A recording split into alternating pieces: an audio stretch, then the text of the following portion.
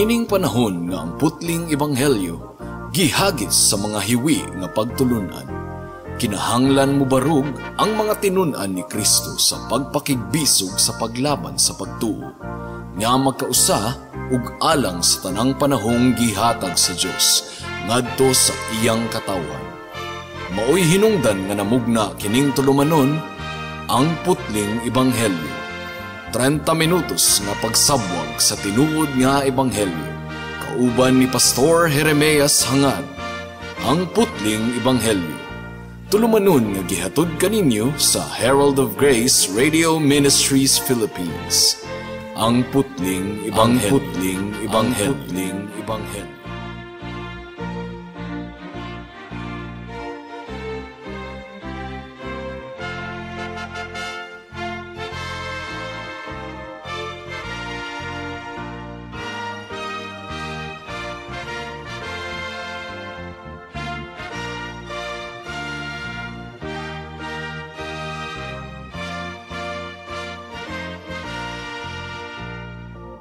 Alang sa pagpabalandong sa pulong sa Ginoo atong ablihan ang atong Biblia sa Mark chapter 6 verse 3 hangtod sa 5.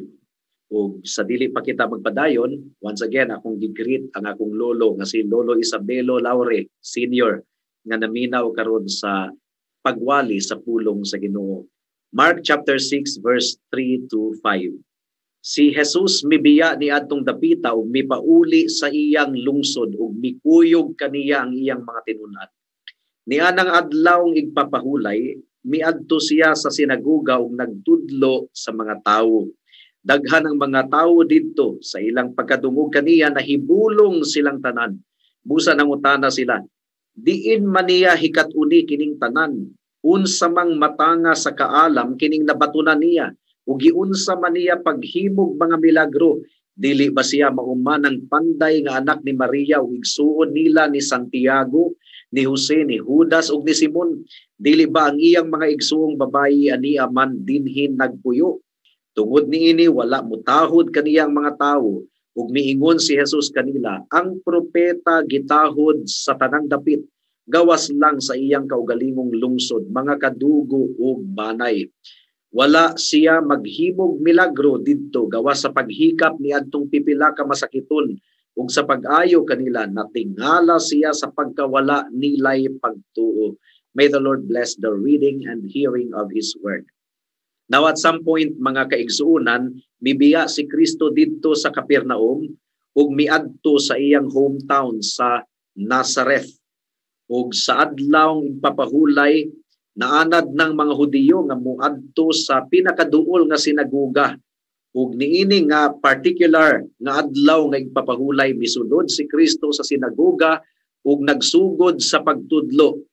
And every time nga si Kristo magtudlo mga kaigsunan, nahibulong gayod ang mga katawhan, matingala gayod ug baga kayong mga panon sa katawhan ang miduol kaniya aron mamati sa iyang pagdulunan. And once again, niining dapita sa Nazareth na hometown ni Jesus, nahibulong usab ang mga katawhan.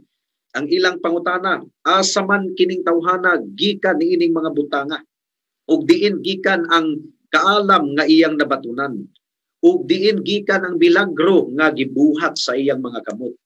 Now, only this time mga kaigsunan, kini nga kahibulong sa mga katawhan lahi kaysa kahibulong sa mga katawhan sa ubang dapit. Gumikan kay ang kahibulong nila, imbis nga mutuog musalig sila kang Kristo, napugnan gumikan sa ilang pamilyaridad na kaayo kang Kristo. Hometown kadto ni Kristo. Nailhan nila si Kristo, panday si Kristo. Nailhan nila ang mga half-brothers and half-sisters of Jesus Christ.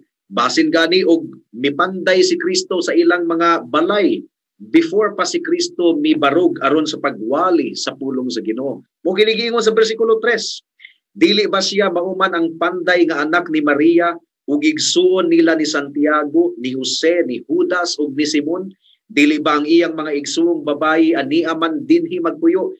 Tungod niini wala mutahod kaniya ang mga tawo. Kaila sila ni Kristo, and because of their knowledge of the Lord Jesus Christ, wala sila mutahod kang Kristo.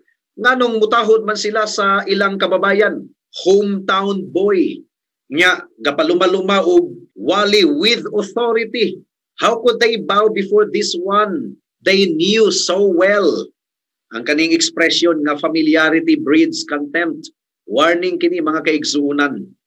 And last time atong gi-examine kini nga passage as it relates to unholy familiarity with God. Ang bot kasabot niini, pamilyar na kay kita sa gibuhat sa Ginoo kanato sa matag adlaw nga ordinaryo na lang ang atong treatment sa kaayo sa Dios. Ang hangin nga atong giginhawa, murag ordinaryo na lang kayo, di na ta makapasalamat. Nag-drive ta sa motor or naglakaw kita kada adlaw, walay daotang nahitabo kanato, murag ordinaryo na lang. Wala kita makapasalamat, dili ta magpasalamat. So atong gipakagamay na lang gumikan kay pamilyar na kaayo kita sa gibuhat sa Dios nga kaayo kanato sa matag adlaw. Giayo kita niya sa atong balatian sa daghang mga kahigayunan, pero murag wala lang. Dili ta nagpasalamat sa Ginoo. That's unholy familiarity. Ug angay kanang hinulsulan mga kaigsuunan. Now, ningtak na sa kahaponon atong i-address kini nga topic sa usa pa ka pamilyaridad nga kinahanglan natong ibalibag mga kaigsuunan. Kining pamilyaridad sa awtoridad nga mga tawo nga gibutang sa Ginoo ibabaw kanato. For example, ang mga propeta gipadala sa Ginoo aron mo ministeryo sa kalag sa mga katawhan. Ang mga pastors gipadala sa Ginoo aron mo ministeryo sa kalag sa mga katawhan. Apan kung familiar na kaayo sila sa pastor o sa mga propeta, na mao kini ang mag-aghat kanila nga dili na nila tahuron kanang maong magwalali sa pulong sa Ginoo. Mao kini nahitabo sa nasod sa Israel.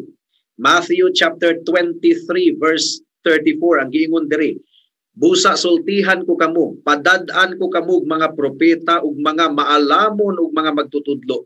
Patyon ninyo ang pipila kanila ug ilansang sa krus ang uban. Ang uban pamunala ninyo sulod sa inyong mga sinaguga ug gukdon ninyo sila gikan sa usa ka lungsod ngadto sa laing lungsod. You see, walay pagtahod sa mga magwalali sa pulong sa Ginoo. Ug mo kini nahitabo sa giingon ni Esteban sa Buhat kapitulo 7 bersikulo 52, gi-expose niya ang pagkawalay pagtahod sa mga katawhan sa Israel sa mga propeta sa atong buhi nga Dios. Acts chapter 7 verse 52, may propeta ba nga wala lutusa sa inyong mga katigulangan? Gipatay nila ang mga sinugo sa Dios nga kaniadto nagpahibalo sa pag-anhi sa iyang matarong nga sulugon ug inyo siyang gibudhian ug gipatay. Ug mo kini ang problema sa mga katawhan, mga kaigsuunan hangtod karon. Walay pagtahod sa mga nangabudlay alang sa pagwali sa pulong sa Dios. Gikaminusan ang mga magwalali sa pulong sa Ginoo. Dunay tulo ka bahin ang atong pamalandong ning takna sa kahaponon. Una, ang kinaiyahan sa awtoridad. Unsa may pasabot ni ining awtoridad? God is the author of human authority. Kaduhang bahin, peligro ang daotang pamilyaridad nga matang sa pagtagad sa mga sulugoon sa Dios. Ug ikatulo, unsa ang solusyon sa daotang pamilyaridad nga maoy hinungdan sa walay pagtahod alang sa mga sulugoon sa Dios. Magampo una kita. O dear Heavenly Father, nagtuo kami o Dios nga walay aksidente sa imong atubangan ug dili usab aksidente nga kini maong topic namo ning takna sa kahaponon gumikan kay among giganid ang pagtuon sa Ebanghelyo sumala ni Marcos. Tabangi kami nga among makita ang imong mensahe ning takna sa kahaponon. In Jesus' name we pray. Amen. Ang kinaiyahan sa awtoridad. Unsa ang kahulugan sa awtoridad, mga kaigsuunan? What do you mean by authority? The most basic definition of authority, mga kaigsuunan, is the power one has to demand obedience. Mao kina ang authority. Ang gahom nga anaa sa usa ka tawo aron mo mando sa ubang tawo. It is the right to command. Ang awtoridad, mga kaigsuunan, issue gayud kini sukad pa kaniadto. Gitugutan bata sa Ginoo nga buhato nato ang tanan natong gusto ug walay mobadlong kanato? Yes or no? The answer is no. Pero daghan kayong mga tawo nga musalikway sa awtoridad nga gi-establish sa Ginoo alang kanato. Daghan kayong mga tawo nga moingon nga I have the right to do whatever I want. I am self-determined. Mao kini ang attitude sa mga Israelita sa Book of Judges. Take note, Judges chapter 21 verse 25. Ang giingon diri, walay hari sa Israel niadtong panahona. Ang tagsa-tagsa nagbuhat sumala sa iyang gusto. Ang kamatuoran mga kaigsuunan, nanginahanglan kita og awtoridad. Nanginahanglan kita og direksyon gumikan kay gahi ang atong mga ulo. Wala gibuhat sa Ginoo ang tawo aron maghari siya sa iyang kaugalingon ug buhaton niya ang tanan niyang gusto. No, ang Dios mao ang nag-establisar og awtoridad. Ginikanan, ibabaw sa ilang mga anak, mga opisyalis sa gobyerno alang sa mga lumulupyo sa katilingban ug mga pastor alang sa mga karnero sulod sa iglesia. Well, ang Dios ang pinaka-ultimate nato nga awtoridad nga kinahanglan magpasakop kita sa Dios. Wala kita gibuhat sa Ginoo nga mahimong independyente. Pero adunay mga aspeto sa atong kinabuhi mga kaigsuunan nga gidiligar sa Ginoo ang awtoridad sa mga pipila ka mga katawhan o kinahanglang magpasakop kita kanila. Exodus chapter 22 verse 28, mao nga lumulupyo kita sa Pilipinas bisan pa og wala kita makauyon. For example, kung wala ta makauyon kang President Duterte, ato gihapon siyang irespetar ingon nga pangulo sa atong nasod. Dili nato bugal-bugalan kay masuko ang Ginoo kanato. Dili nato pasipad-an siya sa iyang pagkapangulo sa atong nasod kay hampakon kita sa Ginoo. Exodus kapitulo 22 bersikulo 28. Ang giingon diri, ayaw kamo pagsultig dautan batok sa Dios ug ayaw ninyo tungluha ang usa ka pangulo sa inyong katawhan. Irespetar nato bisan pagkinsa ang nangatungdanan gumikan kay mao kini ang kabubuton sa Dios. Sa government officials, Roma kapitulo 13 bersikulo 1, ang giingon diri, kinahanglan ang tanan magtahod sa mga anaa sa kagamhanan kay walay awtoridad nga dili tinugutan sa Dios ug ang mga kagamhanan karon gipahimutang sa Dios. Mga kaigsuunan, ang Ginoo di ay ang nagpahimutang sa mga kagamhanan. Kung dili kabubuton sa Dios nga si Presidente Duterte mao ang presidente sa Pilipinas, wala unta siya nakadaog. Gamhanan ang Dios. Apan ang Dios mao ang gabutang ni Duterte sa atong nasod mao nga ato siyang iampo ug ato siyang suportahan.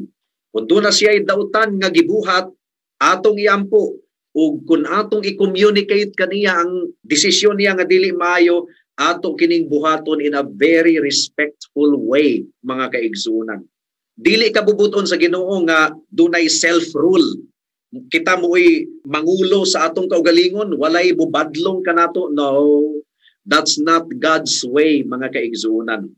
Gibutang sa Ginoo ang awtoridad, ibabaw kanato. Kinahanglan nga musunod kita sa atong mga leaders. Mao kini ang essence sa ika-5 ka sugo sa Ginoo. Children, honor your father and mother so that you will live longer in the land that I am giving you. O mo kini giingon ni Pablo sa Ephesians chapter 6 verse 1, gikutlo niyang 5th commandment, children, obey your parents in the Lord for this is right. Kinahanglang sundo nato ang mga awtoridad, ibabaw ka nato, gumikan kay ang Dios mao ang nagsugo niini. Kung atong i-reject ang awtoridad sa panggobyerno, sa atong amo, sa mga employers, presidente, or kinsa pang mga ginikanan, kung atong i-reject ang ilang awtoridad, sama ra nga atong gi-reject ang awtoridad sa atong buhi nga Dios. Gumikan kay ang Ginoo mao ang nagsugo niini. Ang mga anak mutahod sa mga ginikanan. Ang mga asawa mutahod sa ilang bana o magpasakop sa ilang bana. Ang mga lumulupyo kinahanglang mutahod sa mga opisyalis sa gobyerno. Ug ang mga employees kinahanglang mutahod sa ilang mga amo, mga employers, ug ang mga miyembro sa iglesia kinahanglang mutahod ug morespetar sa ilang mga pastor bisan pagduna kini mga kahuyangon. Unsa man ang proper application sa autoridad, mga kaigsuonan, kinahanglang atong gwardyahan ang atong kasing-kasing. Gumikan kay ang mga taga-Korinto, sumala sa sulat ni Pablo, nasubrahan rapud kaayo ang ilang pagtahod sa mga tawo nga autoridad nga nakalimot na sila og tahod sa Ginoo. Bisan pa og alkontra na sa Ginoo ang desisyon sa mga tawo, mura og nasubrahan ang ilang pagpasakop sa mga tawo, unya ilang naligsan ang autoridad sa Dios. Kinahanglang ibalanse kini. Ang mga titulo, mga kaigsuonan, maayo kining butang. Kay nag-remind ka nato kini sa posisyon sa mga naa sa autoridad. Mao nga ang mga ginikanan atong tawagon sa insaktong pagtawag, tatay, nanay, mama, papa, dili nato sila tawagon sa ilang first name. Wala kanay pagtakod. Ang mga maestro sa eskwelahan atong tawagong ma'am ug sir. Ang mga naa sa kagamhanan atong tawagon og mayor, president, vice president, senator. Ang mga military leaders atong i-address sumala sa ilang ranggo. Ug ang mga pastor atong tawagon sumala sa ilang titulo isip pastor nga nagdumala sa iglesia sa atong buhi nga Dios. So mo katoy unang punto, ang autoridad nga kinahanglan natong masabtan sugo sa Ginoo nga magpasakop kita sa human authority. Pero kung ang human authority musupak sa kabubuton sa Ginoo, ang Dios mao ang atong tahuron, mga kaigsuonan. Pero kung ang human authority dili supak sa kabubuton sa Ginoo, gibutang sila sa Ginoo sa panggamhanan, kinahanglan nato silang tahuron o kinahanglan nato silang irespetar bisan pa og wala ta nakauyon sa ilang timpla. Kung sila ang naa sa katungdanan, obligado kita nga morespetar kanila ug mutahod kanila. Ikaduha, peligro ang daotang pamilyaridad sa matang sa pagtagad sa mga sunugoon sa Dios. Mao kini ang danger nga atong tan-awon ang mga leaders nga pamilyar na kaayo kita, nawad-an na ang atong pagtahod kanila, nawala na. Si Aaron ug si Miriam, mga igsuon kadto ni Moses, in fact, mga magulang. Pero unsaon man nga si Moses mangyud mo'y gibutang sa Ginoo nga leader. Unya kaya ang mga magulang ni Moses nga si Aaron ug si Miriam murag familiar na kaayo kang Moses. Misukol sila ni Moses. Ang giingon dire, si Miriam ug si Aaron misulti bato kang Moises tungod sa babayi nga taga-Kusi nga iyang gipangasawa. Sila miingon, si Moses ba lamang ang gipakigsultihan sa Ginoo? Dili ba nakigsulti man usab siya kanato? Ug nabati kini ni Yahweh. So si Aaron ug si Miriam, familiar na kaayo sila ni Moses nga ilang manghod. Gikugo si Moses ni Miriam ni adtong puya pa siya. Nakaila sila sa weakness ni Moses ug kahuyangon ni Moses. Una-una tingali nila nga nung musunod man ta ni Moses. After all, propeta man pud kita. Pero ang giingon sa bersikulo 2, mga kaigsuonan, ug nabati kini ni Yahweh. Nalipay ba si Yahweh? Wala. Ug abtik kaayo ang desisyon sa atong buhi nga Dios. Ang giingon sa bersikulo 4, sakalit lamang ang Ginoo miingon kang Moises, kang Aaron ug kang Miriam, gawas kamong tulo ngadto sa tulda nga tagbuanan, ug migawas silang tulo. Si Miriam ug si Aaron misupa kang Moses nga gitawag sa Ginoo ingon nga leader, o gihukman sa Ginoo si Miriam ug nahimo siyang sanglahon automatic. Na-realize ni Aaron nga dako kaayo ang iyang sala, mao nga miampo siya ug nangayo og pakiluoy. Numbers chapter 12 verse 11 ang giingon diri, ug si Aaron miingon kang Moses, agalon ko ayaw intawon kami siluti tungod sa binuang ug sa sala nga among nahimo. So you see, bisan pa og manghod nila si Moses, mga kaigsuonan. Pero unsaon man na si Moses man ang gituga sa Ginoo, gituboy ingon nga leader, kinahanglan gyud nga tahuron. Peligro de kining pamilyaridad, pamilyar kaayo sila. Now, at another time, adunay usa ka Levita nga ang pangalan si Korah. Sa Numbers chapter 16 verse 1, iyang gitipok ang 250 ka mga influential nga mga kalalakihan sa Israel ug nakigbatok sila kang Moses ug kang Aaron misukol sila, Numbers chapter 16 verse 2, ug ang mga 250 leaders ilang gidani nga musukol usab kang Moses, o gisilutan sila sa Ginoo. Nabuak ang yuta ug sila nangalunod, nalubong nga patay. Delikado mao kini ang problema sa Israel. Pamilyar kayo sila sa mga propeta nga gisugo sa Ginoo aron magwali sa pulong sa Ginoo. Mao nga ilang gisalikway ang mga propeta, ilang gipasakitan, ilang gipasipadan. The more nga mailhan nato ang atong mga pastors, mga leaders, kanya ma-discover nato ang ilang mga kahuyangon. Kay kinsabay tawo nga walay kahuyangon. Tanan dunay kahuyangon. Pero dili ka na lisensya nga dili nato sila tahuron. Iampo nato sila sa ilang mga kahuyangon. Ang mga asawa nga daghan po kayo kahuyangon ang ilang bana nga ilang namatikdan. Dili na lisensya nga dili tahuron ang bana. Gumikan kay sa asawa ug bana ang gi-assign sa Ginoo nga leader ang bana, dili ang asawa. Now, ang mga miyembro nga suod na kayo sa pastor, murag suod na kayo, nakalimot sila nga pastor na kinahanglan gihapong tahuron.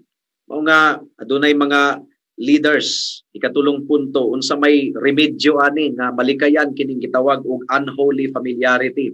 Sa unag yung panahon, dunag yung mga leaders nga ga-maintain sila og distance sa mga gingsakupan nila.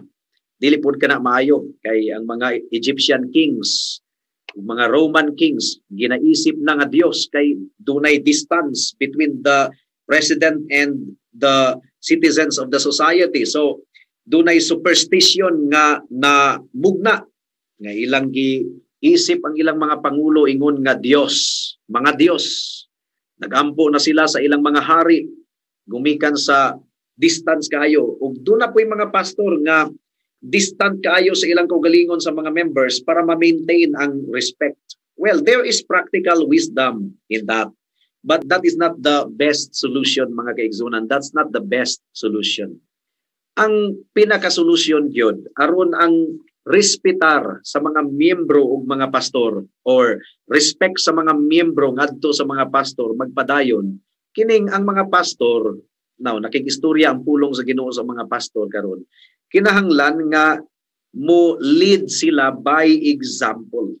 Ilang kanunayng hunahunaon ang dignidad sa ilang katungdanan ug kinahanglang mamuno sila by example. Kay kung maayo kayo silang ihemplo sa mga miyembro sa iglesia, nakita gayud sa ilang kinabuhi ang ilang pagka-Dios nun, bisan pa og suod sila sa ilang mga miyembro, suod jud kayo, doon na gihapoy respetar nga nagpabilin. Gumikan kay maayo ang ilang ihemplo sa ilang mga members.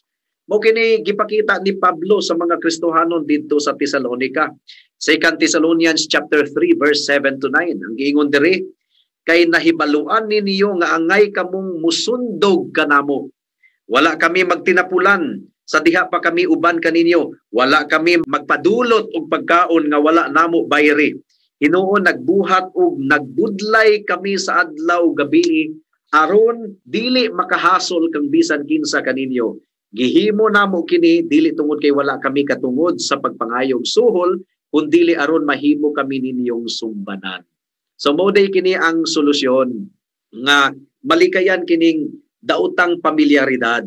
Aron ang mga miyembro mutahod gayud sa mga pastors, kinahanglan maayong ihemplo ang mga pastors sa simbahan ngadto sa ilang mga miyembro. Aron ang mga ginikanan respetahan sa ilang mga anak, kinahanglan nga mamuno sila sa ilang mga anak nga maayong ihemplo, mga kaigsunan, mga ginikanan. Tinuod, maningkamot kita nga mahimo kitang suod sa atong mga anak, best friend sa atong mga anak, kay lisod po kayo, dili kita suod sa atong mga anak. Doon ay problema ang atong mga anak, asa man sila mangayog tambag sa ilang mga kaedad. Na, kung palpa ka na nga tambag, kay wala biya kayo kaalam ang kanang kaedad sa atong mga anak, kinahanglan nga suod gyud ta sa atong mga anak. Aron nga kung doon na sila'y problema, gawas nun sila nga mo share sa ilang problema kanato.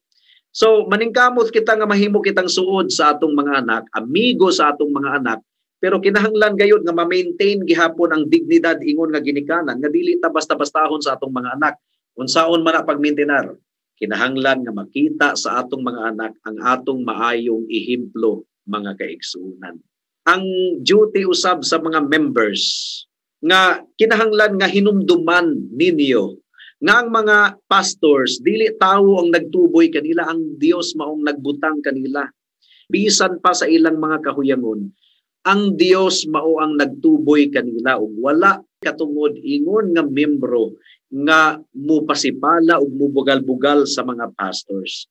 Hinuon ang katungdanan isip miyembro sa iglesia, ang giingon sa Hebrews 13:7. Hinumdumi ang inyong mga pangulo kaniadto nga misulti kaninyo sa mensahe sa Dios. Palandunga giunsa nila sa pagkinabuhi hangtod nga namatay sila ug sunduga ang ilang pagtuo. Ug sa mga present members sa mga kaiglesiyahanan, ang giingon sa Hebrews 13:17, klaro kaayo. Tahura ang inyong mga pangulo ug tumana ang ilang mga sugo. Kini sila walay pahulay sa pag-atiman sa inyong mga kalag, kay maghatag man sila husay sa ilang pag-alagad sa Dios. Malipay sila sa pagtuman sa ilang kabubuton kung tahuro ninyo sila.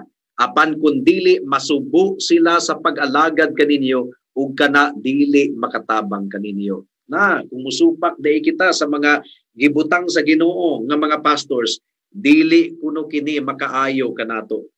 Hampakon kita sa Ginoo. Mubadlong gayud ang Ginoo kanato. Unang Tesalonica kapitulo 5 bersikulo 12 hangtod sa 13 ang giingon diri, mga igsuon, naghangyo kami kaninyo nga inyong tahuron ang mga naghaguuban kaninyo. Sila ang gipili sa Ginoo aron pagdumala ug pagtudlo kaninyo.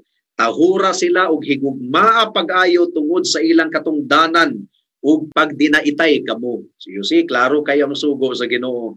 Busa taliwala sa kahuyangon sa mga pastors, kay kinsa goy walay kahuyangon, iampo nato sila ug ato silang i-encourage ug ato silang tahuron.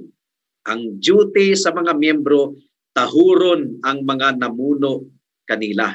Ang duty sa mga pastor, kinahanglan maayong sumbanan o maayong ihimplo. So twofold ang solusyon, mga kaigsuonan. Ang mga tatay ug nanay, kinahanglan nga maayong ihimplo sa ilang mga anak, ug ang mga anak kinahanglan mutahod sa mga ginikanan. Adunay suod nga pagdinaitay pero na-maintain ang dignidad sa awtoridad, mga kaigsuonan. Now, ang mga anak ha, tahura ang mga ginikanan, kay daghan kayo kung nailhan ng mga anak nga wala gitahod nila ang ilang ginikanan, namatay ang ilang ginikanan, ay pa sila naghilak-hilak, maku-maku, mahal kuno nila ang ilang ginikanan, I love you, wala na'y pulos, patay na. Busa ang pagbasol, ulahi ang pagbasol, mga kahigalaan, tahura ang mga ginikanan, tamura ang mga ginikanan, samtang buhi pa sila ipabati kanila ang imong pagmahal kanila. Ug ang Dios nagaingon, children, obey your parents in the Lord, for this is right. Honor your father and mother, for this is the first commandment with a promise, that you will live long in the land that I am giving you. Busa, mga kaigsuunan, kinahanglan nga tamuro nato ang awtoridad nga gibutang sa Ginoo ibabaw kanato. All of us people are under certain authorities. Isip pagtahod sa Ginoo, mutahod kita sa mga awtoridad. O kita mahimo usab kita nga awtoridad someday sa atong mga anak. Kung ikaw ulitaw pa og dalaga, aron ka tahuron sa imong mga anak, tahura ang imong mga ginikanan. Kay ang imong dili pagtahod sa imong ginikanan, imo ra pud ka ng anihon ug madamlag. No nga aron ka makaila kung kinsa gyud ka, hala panganak. Kung giunsa nimo pagtagad ang imong mga ginikanan, tubag-tubagon usab ikaw sa imong mga anak kung perte kayo ka motibad, mga kaigsuunan. Busa hinulsuli ang sala sa walay pagtahod sa awtoridad o labaw sa tanan. Ang pagpasakop nato kang Kristo ingon nga Dios ug hari. Siya nga atong Dios, siya nga atong hari. Usa ka timailhan sa tawo nga giluwas sa Ginoo. Gibag-o ang iyang kasing-kasing nga kaniadto wala siya pagtahod ug pagpasakop sa pulong sa Ginoo, pero karon mipasakop og mitahod na siya kang Kristo. Kung nagpabilin ang imong kasing-kasing nga wala nagpasakop kang Kristo ingon nga hari, dili ka pa tinuod nga luwas. Inulsuli ang imong sala, ug dangup kang Kristo ug saligi siya ingon nga imong Dios ug manluluwas, ang iyang dugo igo na aron mahindluan ka sa tanan nimong mga kasalanan past, present and future. Buhata kini karon kay basin og ugma ulahin na ang tanan. Mag-ampon ta. Salamat o Dios sa mensahe nimo ning takda sa kahaponon. Hinaot nga nagbunga kini sa kasing-kasing hunahuna sa tanang mga nakapaminaw niini. In Jesus name we pray. Amen. Alang sa dugang nga mga pangutana, mahimong mo text kang Pastor Jeremias Hangad sa 0935-744-3030.